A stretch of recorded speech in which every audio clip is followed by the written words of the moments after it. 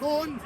الشوط الاول كنت متماسك شويه، الشوط الثاني يجي فيك جونين في اول الشوط الثاني مش عارف تعمل هجمه.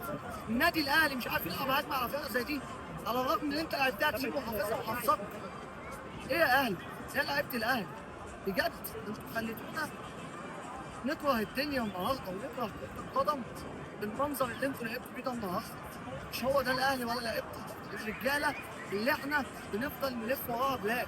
انا واحد جاي من مصر، ناس جايه من مختلف الولايات في امريكا، وكله داخل يشجع وجمهور مالي الملعب. مقصرين معاكم في ايه؟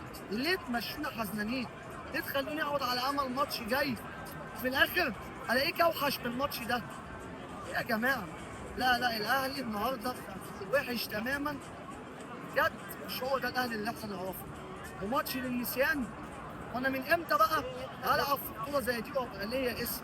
انا اسمي كبير مش بس في افريقيا، على مستوى العالم. النهارده لغي اسمي من البطوله. هم الباكين ما عدوش نص الملعب، ولا هاني ولا هي يا هتبقى عدى باشا ما خط النص. لعبناش هجمه، ما عدوش نص الملعب ما الاثنين. لعبناش هجمه يا معالي الباشا.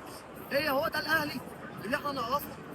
خايف تبني هجمه على فريق زي ده وبتلعبه وانت خايف؟ مش النوى الكوره تيجي كده وتنفس كده تيجي كده. لا مش النوى، انت رقبتك وجعك.